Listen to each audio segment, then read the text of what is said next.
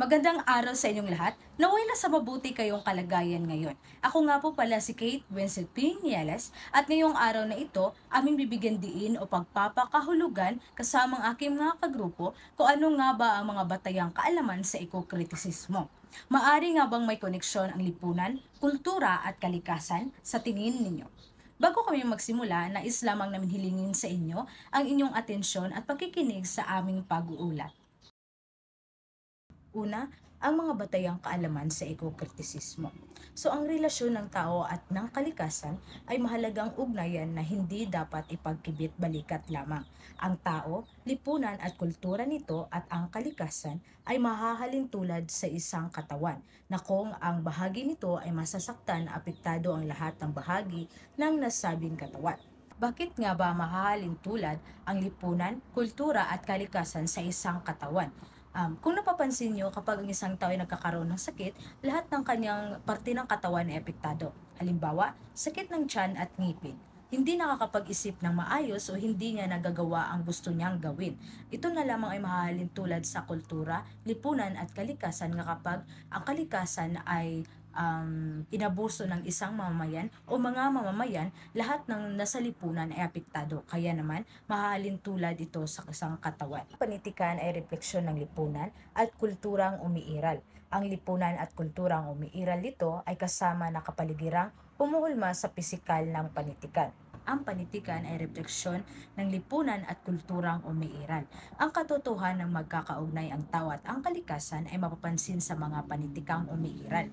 Halimbawa mga pasulat, pasalita man o elektroniko. So kung mapapansin natin sa mga akdang pampanitikan o ang ibang manunulat ay ang kanilang akda ay tumatalakay sa kalikasan o tao na maaaring magbigay payo, mamuna o imula tayo sa katotohanan kung ano ang totoong nagaganap sa ating lipunan, kung ano ang dulot ng mga tao sa kalikasan at ang dulot ng kalikasan sa tao kapag hindi ito inalagaan. Sa kabilang banda, ang lipunan at kultura ay hinuhulma naman ng panitikan. Kung kaya, kailangang matuto ang lipunan mula sa panitikan. Bunsod nito, kapag hindi matuto ang lipunan mula sa panitikang nagtatanghal sa halaga ng kalikasan, ito ay magdudulot ng kapahamakan sa tao at sa kalikasan. Kaya naman, kinakailangan ng kooperasyon ng bawat isa upang maiwasan ang mga sakunang darating. Upang higit na maunawaan na rapat na magamit ng tagapagbasa ang angkop na dulog sa pagbasa nito. Makatutulong sa pagpili ng angkop na dulog sa pag-unawa ng obra o isang panitikan. Ano nga ba ang teoryang mabisang dapat gamitin sa pag-unawa o angkop na dulog sa pag-unawa ng isang akdang pampanitikan? Ang ekokritisismo ay isang dulog na nakaangkla sa pagpapalagay na may ugnayan ang kalikasan at ang panitikan. Sa pagsusuri, magiging sentro ang kalikasan nasa mundo sa halip na sa tao lamang. So nalaman natin na ang mabisang gamitin sa akdang pampanitikan na tumatalakay sa kalikasan ay ang teoryang ekokritisismo. Dahil na rin ito ay ugnayan ng panitikan at pisikal na kapaligiran. Ayon kay Barry 2009, sinipi mula kay Gladfelty and Firm 1996, so ayon sa sinipi, ayon kay Barry, ang ekokritisismo ay isang kritika na umiiksamin sa isang literatura na maaaring tumatalakay sa isang tunggalian ng lipunan laban kalikasan na ang layunin ay magbigay alam sa pamaraang kalikasan ang sentro. Sunod naman, ayon kay Gladfelty 1996, ang ekokritisismo or ecocriticism ay tinatawag ding green studies na kapwa nangangahulugang isang kritikal na dulog sa pagbasa ng panitikan. Bilang bagong litaw na kilusan, ang ekokritisismo ay nagsimula sa Estados Unidos noong huling taon ng 1980 at sa United Kingdom naman noong 1990, umusbong ang Green Studies ayon kay Barry 2009. So ang nakilalang tagapagtatag ay si Cheryl Gladfelty kasama isang editor na si Harold Fram sa kanilang koleksyon ng mga sanaysay na may pamagat na The Eco-Criticism Reader, Landmarks Literary Ecology. Samantala, ang tagapagtatag naman ng ekokritisismo sa United Kingdom ay si Jonathan Pate, na may akda ng Romantic Ecology, Wordsworth and Environmental Tradition at The Song of the Earth. Ayon kay Jonathan Pate, sa pagdulog ng ekokritisismo, ito ay isang interdisiplinaryong pag-aaral sa akda. Ito ay nangangahulugang ito ay sakop ng usaping ekokritisismo ang mga larang na nagsama-sama o nagkakaugnay na mga disiplina. Sa pagbasa ng mga akda, ang mga kritiko ay gumagamit ng metodolohiya mula sa iba pang mga disiplina, gaya ng agham at sosyolohiya, upang mapag-aralan ang kaugnayan na namamagitan sa panitikan at sa kapaligiran. Ano nga ba ang malinaw na layunin nito? Ang malinaw na layunin nito ay upang maibalik ang pagpapahalaga sa mga akdang pangkalikasan. Isa rin sa layunin nito ay ang pagtatanghal ng mga panitikang magmumulat sa mga mambabasa sa agham na sa likod ng bawat akda at pagbibigay pansin sa mga banta ng kalikasang naging paksain ng isang panitikan. Para sa mga ekokritiko, ang kalikasan ay umiiral ng may sariling buhay. So ano nga ba ang ibig sabihin nito?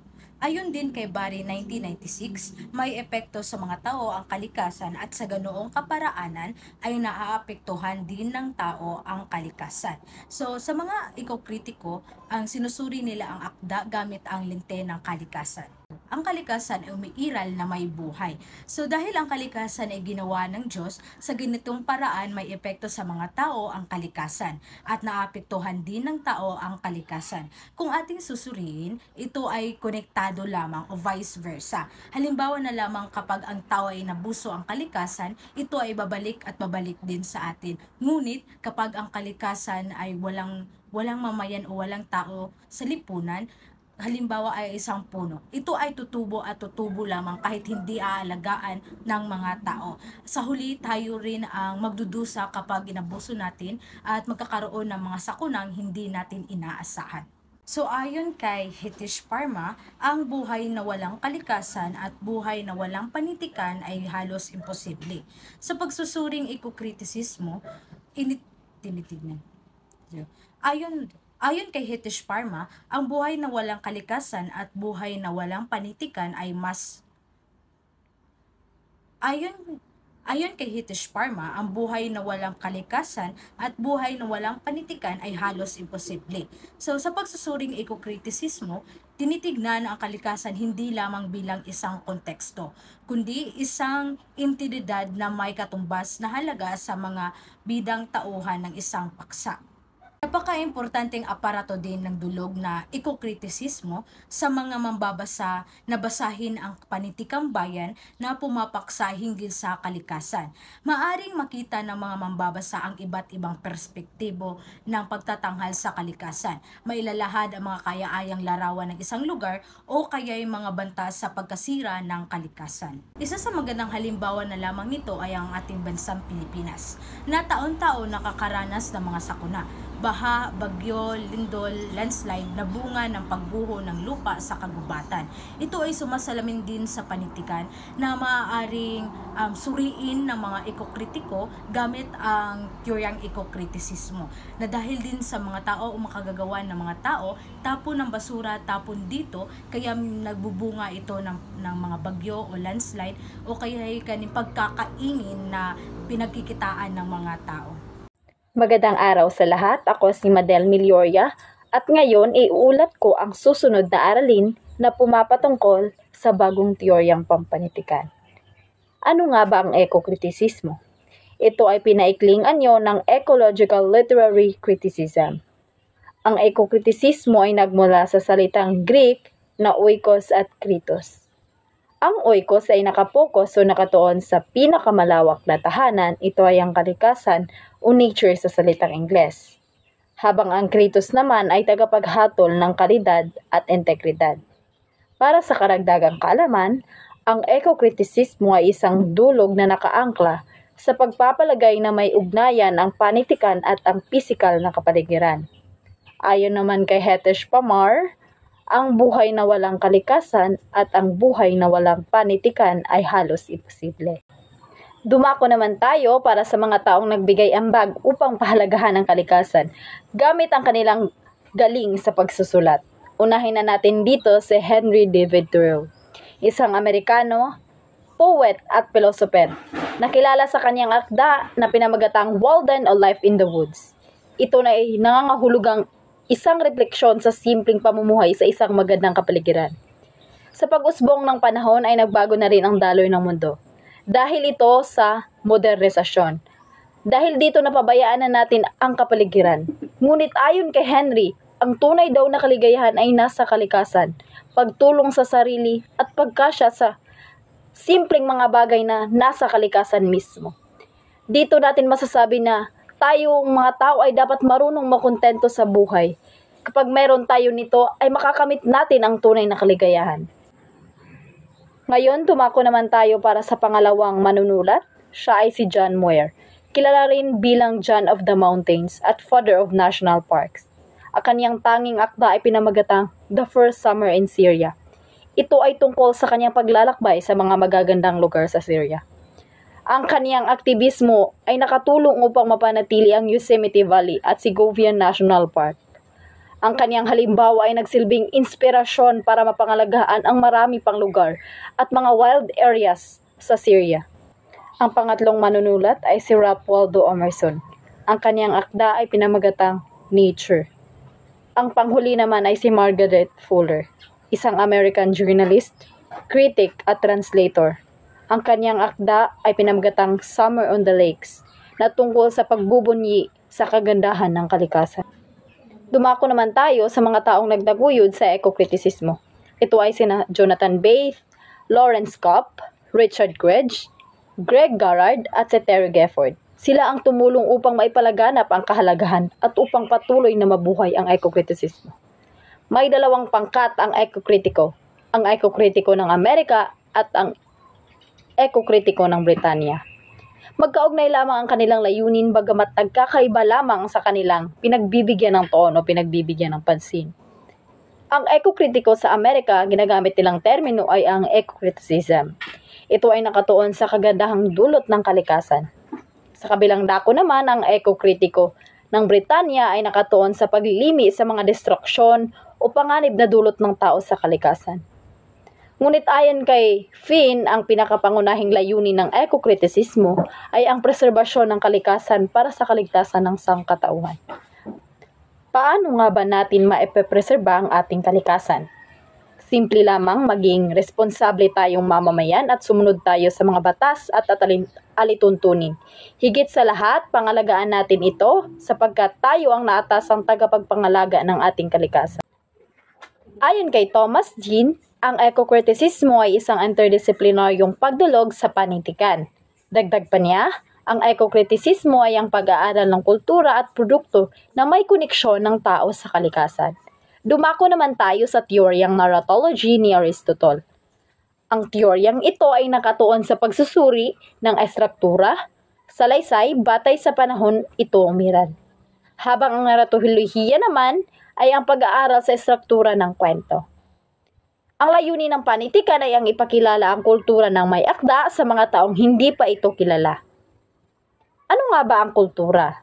Ang kultura ay isang kabuuan ng kinabibilangan ng kaalaman, paniniwala, sining, moralidad, batas, gawi, at iba pang mga kapabilidad at kaugalian na nakuha ng tao bilang isang miyembro ng isang lipunan. Mayroong dalawang uri ang kultura. Ito ay ang material at di-material na kultura. Ang halimbawa ng material na kultura ay ang kanilang pagkain, tirahan at ang kanilang kasuotan.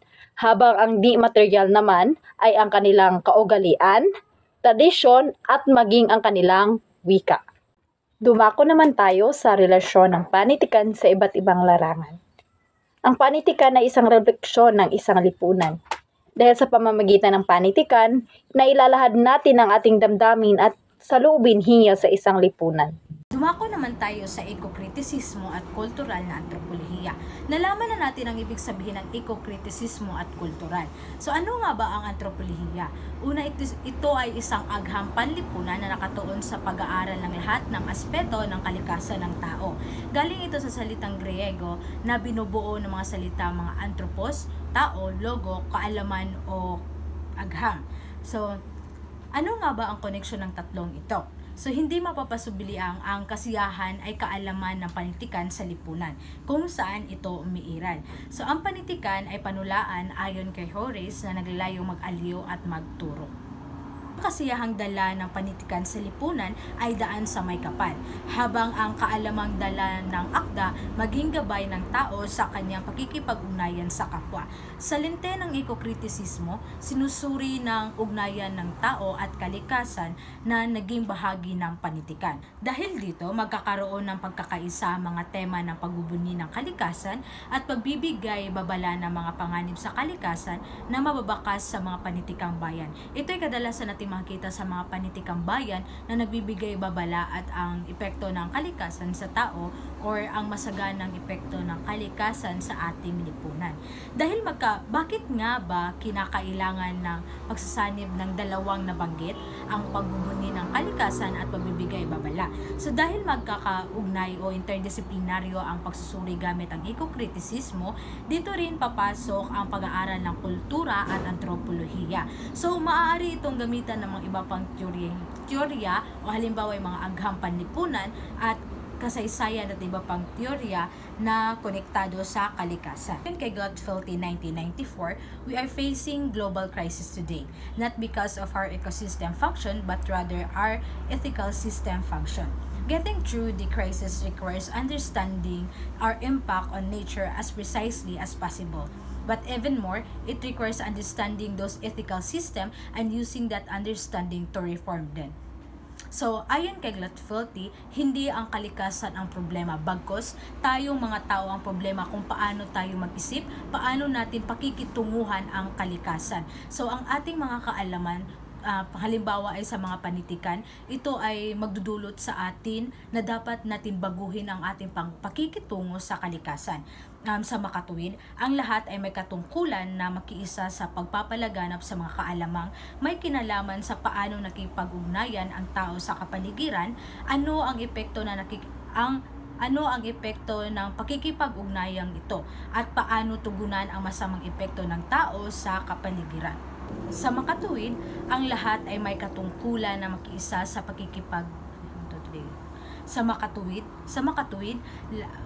sa makatuwid, ang lahat ay may katungkulan na makiisa sa pagpapalaganap sa mga kaalamang may kinalaman sa paano nakipag-ugnayan ang tao sa kapaligiran, ano ang epekto ng pakikipag-ugnayan na ito, at paano tugunan ang masamang epekto ng tao sa kapaligiran. Kung mapapansin ninyo, matatandaan sa TV Patrol ang kanilang slogan ay ligtas ang may alam, na nangangahulugan lamang na kailangan ang lahat ay makialam sa isyong kapaligiran dahil ang mundo ang ating tahanan. Bawat isa sa atin ay maging mulat at makibahagi sa usaping pangkapaligiran dahil sa huli tayo rin ang magdudusa kapag ito ay pinabayaan natin. Magandang araw sa inyong lahat. Ako nga po pala si Christine May Ocon Malias at ako ang mag-uulat tungkol sa interconnection ng kalikasan at ang kultura. Magkakakulang kalikas ng kultura na ibinabandila sa mga akdang pampanitikan. Unang ekokritismo, ang interconnection sa pamamagitan ng kultura at kalikasan ay particular na cultural na artifacts sa wika at ang panitikan. Ayon kay Gutfeld in 1954, a critical stance or ecocritism has a one foot in literature and the other on land as a theoretical discourse initiated between the human and non-human. Ang kultura daw ay isang lipunan na magsasalamin kung paano sila nakikipag-ugnayan sa kapwa-tao at sa mga hindi tao ng kalikasan sa mga panitikan. Masusuri mula sa panitikan gamit ang metapora ng wika. Gamit ang metapora ng wika ay makikita natin kung ano ang ugnayan ng mga lamayanin ng tao at ng kalikasan, kung ito ba ay kanilang pinapagmalagi o kaya sinisira o sinasapasanganib. Ang pagtatakang masusuri ng mga panitikan sa ating bansa sa lente ng ekokritismo ay hindi natin maiiwasan na matatalakay natin din ang sensya ng ekolohiya at ang kultura ng mga namayanin sa lugar na napapansin ng mga akda na bilang tugon ng panitikan ng kalikasan at bilang aktor sa alinmang akda. Ang panitikan ng kultura ay tunay na may ugnayan. May ugnayan ito. At ito ay pinapaliwanag ni Gesdorf at Mayer 2006 introduction. Sinasabi nila na ang pag-aaral ng panitikan at kultura ay hindi maaaring ipaghiwalayin. Ang paliwanag hinggil sa ugnayan ng kalikasan at kultura, ito ay nagbibigay daan pagiging interdisiplinaryo sa ekokritismo. Malilimi ang mga papel ng kalikasan sa mga akdang mga akdang susuriin sa mga pamamagitan ng mga paksang kultura, kagaya ng wika, mga metapora at mga panitikan. Mula sa taglaw ng mga kaalaman mula sa iba pang disiplina, kagaya ng agham, sosyolohiya, iba pang maaling kailangan upang higit na maintindihan ang pagkakaugnay sa kalikasan at kultura. Ito ay magiging tulay ang dulog ng ekosistismo upang matuhog talaga ang mga interconnection ng kalikasan at kultura sa mga akdang pampolitikan. Ito ay ang mga nagpapatunay na ang mga ito ay naglalarawan talaga ng interconnection ng tao at ng kalikasan sa lalong magpapalinaw sa mga kultura at mga pangkat etniko na nagpagkakaugnay sa pagpapalaga ng ating inang kalikasan. At ngayon, dumako naman tayo sa ekokritismo at sosyolohiya.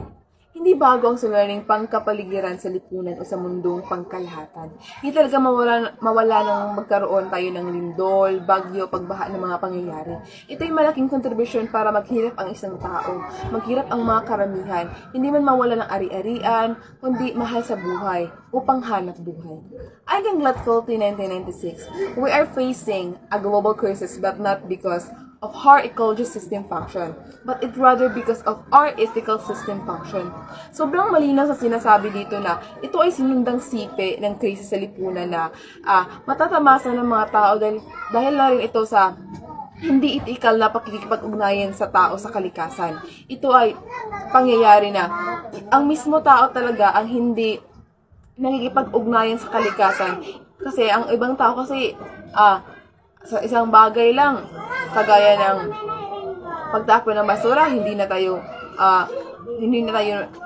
nagtatapon sa tamang lalagyan. At sa kagubatan naman, maraming mga tao na pinuputol na lang basta yung kahoy. Like, hindi tayo talaga etikal na nakipag-ugnayan dun sa kalikasan mismo natin. Ang magtinding init ng panahon ngayon ay nararasan talaga ng bansa, ng ating mundo. Yun ay ang bunga ng pagsira ng kalikasan. Ito ay nakakabahalang pag-usapan sa larangan ng agham, ekonomiya, politika, antropolohiya at ibang mga ahensya ng pamahalaan na may direktang talagang tungkulin ang pangalagaan ang kalikasan. Gaya na ng Department of Environment and Natural Resources o tinatawag nilang DENR. Sa ngayon, malaking tulong talaga yung mga manunulat sa paglutas ng mga problemang pangkalikasan. Ito ay tulong ng mga akdang pampanitikan upang maunawaan natin mga tao na kung gaano kahalaga ang etikal na pagkalinga sa kalikasan na para rin sa ating mga kapakanan. Ayon kay Santos, sa 2011, napansin nila Gladfelty and Fromm na hindi gaano binibigyan ng pansin ang lekturang pandaigdigang krisis sa ekolohiya. May mga malikhaing sulatin kagaya ng awit, tula, ukol sa kalikasan. Dahil kakaunti sa uri ay minamaliit nila o di kaya pinapansin. Like, binabaniwala nila yung mga gantong tula na ito naman ay sobrang makalaga at makatulong sa atin upang maunawaan natin kung paano ito papahalagaan ang mismong kalikasan natin na mula sa Diyos. Alam nyo, sa ngayon hindi ko talaga gaanong naririnig yung mga tulang ginawa ng iba na tungkol sa kalikasan. At personally, ngayon talaga ako nakasulat muli ng tungkol sa kalikasan sa pinapagawa natin ni Ma'am Mercy, yung tungkol sa kalikasan. Doon ako naka-realize na ganito dapat yung gagawin, ganito ka-importante yung kalikasan natin kasi pag inaabuso natin yon, mismo kalikasan ang gaganti sa atin. Kapag ito'y patuloy na binaliwala ang halaga ng tao, ang pagwasak sa kabi-kabilang ng likas na may buhay na kalikasan, may sariling paraan talaga ito para mahiganti upang maibalik sa tao ang lupit na ginawa nila sa pagsira sa natural na kagandahan ng na kalikasan na mula sa Diyos. Kaya habang maaga pa, magtulungan tayo, magmula tayo sa katotohanan na bigyan natin ng importansya, bigyan natin ng pagpapalaga at pangangalaga ang ating kalikasan. Dahil yun ay ang binaya ng galing sa Diyos. Galing sa Diyos na binigay sa atin upang may mundo tayong at magandang kalikasan. Kaya ngayon, pangalagaan natin at papahalagaan ito. Yun lang po, maraming salamat. Magandang umaga, magandang hapon at magandang gabi sa inyo lahat. Ako nga pala si Irish Jade Villarmosa Mindo at sa paksang ito tatalakayan naman natin ang ekokritisismo at araling pampanitika. Ang pagiging indisiplinaryo ng ekokritisismo ay nag-uugat sa pagiging malawak na saklaw nito sa pag-aaral ng panitikan. Kumbaga ito ang nagtutuon sa atin na pag-aralan mabuti ang ekokritisismo para tayo ay magkaroon ng malawak na kaalaman sa panitikan. Ayon naman kay Peter Barry noong 2009, ang dulog na ito ay maaaring universal na modelo mula sa pagsilang ng ekokritisismo noong 1990 bilang disiplinang pang-akademiko. Kalikasan bilang protagonista sa mga akdang pampanitikan. Ang panitikan ay nagtatanghal ng tao bilang sentro o focus ng akdang pampanitikan. Halimbawa, si Matsing at si Pagong, ginawang representasyon bilang isang tao. Matsing ang taong puso o pagdinlang habang si Pagong naman ay mahinang ngunit may angking talino upang ipaglaban ang sariling karapatan. Ang tawag nito sa English ay anthropocentric. Ayon sa Free Dictionary, ang anthropocentric ay nagsaalang-alang sa tao bilang sentral na elemento ng sanlibutan at nagbibigay kahulugan sa mga katotohanan batay sa mga pagpapahalaga at karanasan ng tao. Ang ekokritisismo isa focus ang kapaligiran bilang isang individual na may malaking papel na ginagampanan sa akda. Ito ang aktor at protagonista ang kalikasan sa halip na tao.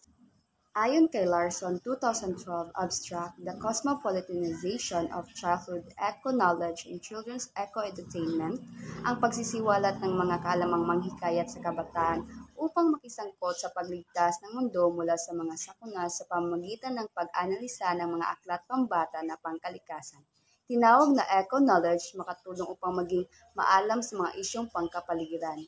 Layon din ng teoryang ito na magbigay atensyon sa mga pantikang bayang pinaniwalaang kapupulutan din ng kaalaman ukol sa kalikasan na maaaring maisiwalat sa pamamagitan ng edukasyon. Ayon kay Zapp, Literature as Cultural Ecology Sustainable Text, ang bagong dulog sa pagbasa ng mga aktang pampantikan ay inilahad sa papel ang pagtamo ng maayos na buhay sa pamamagitan ng pamumuna o panghumamon at pagbago sa uri ng ugnayan ng tao at kalikasan. Itatanghal ang mga ito hindi lamang umiiral upang mangaliw at mangaral, kundi mapag-unawaang ang kalikasan ay may mga daing na kailangang dinggin. Ang ekokritisismo sa pagdulumat ng panitikan. Oxymoron, dalawang magkasalamat na salita na kapag binuo ay makabubuo ng dalawang salita. Ayon kay John Eremel A. Teodoro, 2012, ang bagong luma upang bigyang kahulugan ang ekokritisismo bilang dulog sa pagdalumat ng mga akdang pampanitikan na magtatanghal ng kalikasan bilang bida sa isang akda. Ang salita ay nangangahulugan lamang na ang isyong pangkalikasan ay luma na, ngunit bago pa lamang gumigitaw ang pagpupunyagi na mabigyang tuon ang mga isyong pangkalikasan sa mga panitikan. Ayon naman kay Fenn, binibigyang diin ng ekokritisismo hindi lamang ang harmonya ng sangkatauhan at kalikasan. Bagkus, pag-uusapan din ang kapahamakan ng kapaligiran, dala ng mga pagbabagong naganap na likha rin ng tao. Ekokritiko, ito salitang Greek na eko-oikos o house mundo. Kritik-kritis or judge na kapag pagsamahin ay nangangahulugang house judge o tumitingin kung maayos na napamahalaan ang tanahanan o mundo. Taong 2011, nagsagawa ng pag-aaral si Paz V. M. Santos sa mga tulang Bicol o rawit-dawit gamit ang lente ng ekokritisismo. Sino ako patungo sa nasan ako? Binigyan diin ni Rina Garcia Chua 2017 sa kanyang papel na Speculating on the Ecological Literacy of Eco-Poetry in a Third World Nation, ang malaking papel ng edukasyon sa pagkakaroon ng eco-literacy. Sinuri ni Santiago 1992 sa kanyang pananaliksik na ang babae sa mga piling akdang pampanitikang Pilipino. Isang feministang kritisismo ang mga feministang isyong ipinapahiwatig ng mga aktor sa mga piling akda. Mishra 2016 sa kanyang Eco-Criticism, a Study of, sinabi niya na under these circumstances, there arose a new theory of reading nature writing during the last decade of the previous century called eco-criticism. Ang suliraning pangkalikasan ay pananagutan ng lahat kasama na ang mga kritiko ng mga panitikan. Ayon pa kay Glotfelty, sinipin niya kay Worcester. Ayon kay Mishra 2016, ang ekokritisismo bilang kilusan sa pagbabago ay pagtatangkang iwasto ang antroposentrikong pananaw upang mailagtas ang mundo sa mga kalamidad, nananawagan ng para sa kasiyasiyang kinabukasan ng daigdig. Lubos itong nagsisikap na imalagay sa maayos na order ang mundo at sumusuporta sa pagpapanatiling kaaya-aya ng kalikasan para sa susunod na henerasyon. Ayon kay Trina G. Chua sa kanyang Speculating on Ecological Literacy, ang malaking papel ng edukasyon sa pagkaroon ng eco-literacy na naniniwala siya sa magkakaroon ng pagmatagalang kilusan tungo sa pagpapahalaga ng kalikasan sa tulong ng paghikayat sa kabataan na makilahok sa paghahabi ng pangmatagalang solusyon sa krisis pangkapaligiran. Sinang-ayunan naman ito ni Lovino 1996 na nagsabi na ang tao ang sumusugat o nananakit sa kalikasan. Bagamat, ang sugat na tinutukoy ay impersonal o hindi pantao kundi sugat na gawa ng tao sa kalupaan, karagatan, sa mga lungsod at selula. Natuklasan sa pag-aaral ni Santos 2011 na ang mga rawit-dawit o Bicol ay naglalahad ng malikaing tugon ng mga manunulat sa pagbago ng klima ng mundo. Nakita ni Santos na ang mga nangungunang motif ng mga rawit-dawit ng Bicol ay pagbuganas o matinding paglilinis at paglaom o pag-asa. Sa makatuwid, ang tugon ng mga manunulat ng rawit-dawit ukol sa mga krisis na dala ng pagbabago ng klima ay itinuturing na matinding paghuhugas o paglilinis ng mundo at pagsingaw ng pag-asa sa gitna ng kalamidad.